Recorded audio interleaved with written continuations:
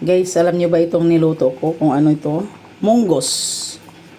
Ito ay may asukal na munggos. Hindi yung ulam. Almusal ito ni Tatang. Masarap ito guys. Ito itong brown na ito. O itong itim na ito. Ano ito yung skin ito ng yung mandarin. Yung dalanghita. Yung green pang color. Skin ito siya. Ang mahal. Pag tuyo na siya ang mahal. 120. Nagulat nga ako. 120 ilang gramo lang yun. Tapos, mayroon siyang halo rin na ito lily bulb. Dry ito na lily bulb. Hindi fresh.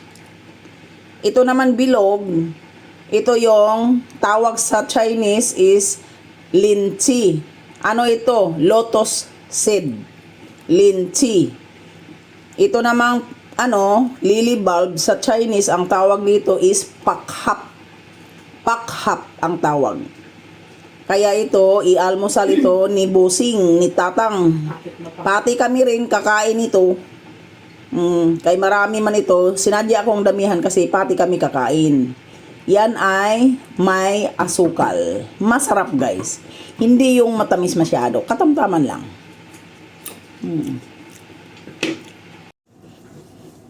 Hi mga lalabs, ito na andito na ang pang-almusal ni Lolo. Or namin, pang-almusal namin Pero tapos na kami kumain. Itabi lang namin sa amin Pero dagdagan ko to ng tubig mamaya kasi ayaw ni Tatang ng yung medyo parang sticky, ayaw niya. Mamaya pag kakain na siya, dagdagan ko ng tubig. Kasi malapot masyado. Masarap. Masarap ang munggo yung munggos na ganito. Gawin mong matamis, masarap.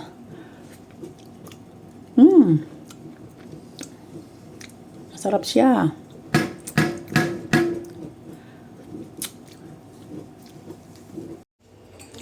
Guys, nito na guys Titikim na ko ng aking niluto na munggos.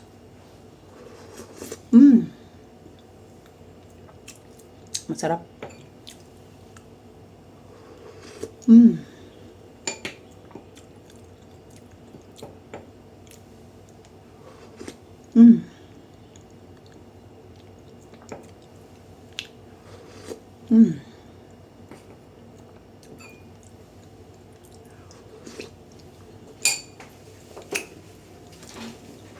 Pag may munggos kayo, gawa rin kayo ng minatamis.